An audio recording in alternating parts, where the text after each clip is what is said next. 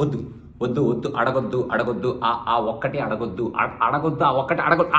అడిగారా ఇంకా అడిగాక ఇంకేం చెప్తాం, ఇంకా అడిగేసరికి ఇంకేం చెప్తాం, ఇంకా ఆ ఒక్కటి అడక్కు అని యాప్ట్ టైటిల్ పెట్టారనమాట. ఎందుకంటే సినిమా ఎలా ఉంది అని ఎవరైనా అడుగుతారేమో అని డైరెక్ట్గా ముందే అది టైటిల్లో మనకి చెప్పేశారనమాట.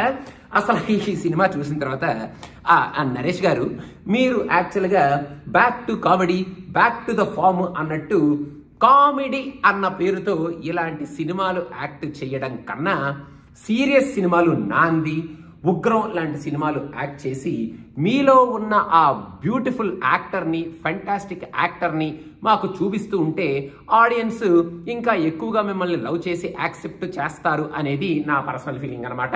ఎందుకంటే ఈ సినిమాలో వాళ్ళు మ్యాట్రిమోనీ మీద ఏదో మెసేజ్ ఇద్దామనుకున్నారు, పెళ్లిళ్ళ గురించి ఏదో చెప్దామనుకున్నారు, కామెడీ అని. మరి దాన్ని ఎక్కడ కామెడీ చూపించారో ఈ సినిమాలో, మరి జనాలు ఎక్కడ నవ్వారు అసలు సినిమాలో కౌంట్ చేసుకుంటే ఆ జనాలు ఎక్కడ ఎన్నిసార్లు నవ్వారు అనేది కూడా నాకు ఆ మెమరీలోకి రావట్లేదు అనమాట. అన్నిసార్లు ఈ సినిమాలో అక్కడ కామెడీ వస్తున్నా జనాలు అలా కూర్చొని ట్రాజడీగా ఆ కామెడీని చూస్తూ ఉంటారనమాట. అలా ఉందన్నమాట ఈ సినిమాలో కామెడీ.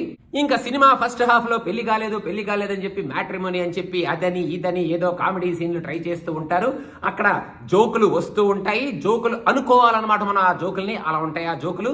ఇంకా సినిమాలో జనాలు ఎప్పుడు నవ్వారా అంటే అలా పక్క నుండి చూసి ఈ సినిమాకు నువ్వు నాతో పాటు వచ్చావేంట్రా అని నవ్వుకోవడమే తప్ప అక్కడ థియేటర్లో స్క్రీన్ మీద నుంచి వచ్చే జోకులకు మనం నవ్వుకున్నట్టు నాకైతే గుర్తులేదనమాట.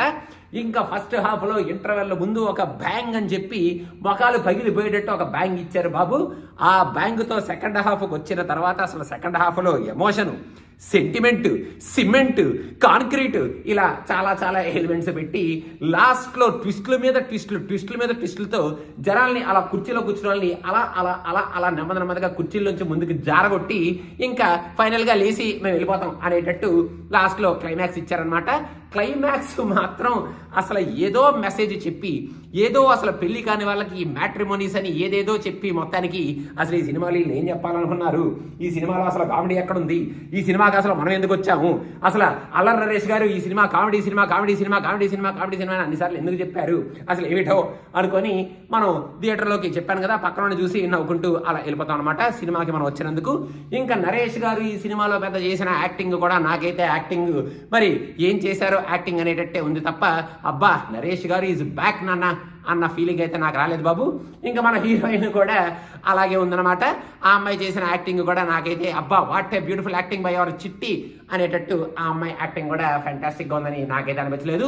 ఇంక ఈ సినిమాలో మనం ఎప్పుడో మర్చిపోయిన పురాతన కాలంలో ఉన్న ఆర్టిస్టులు అందరూ ఫ్రేములుగా సీన్లుగా అలా వచ్చి హలో హాయ్ బాయ్ అని చెప్పి అలా వెళ్ళిపోతూ ఉంటారు అనమాట.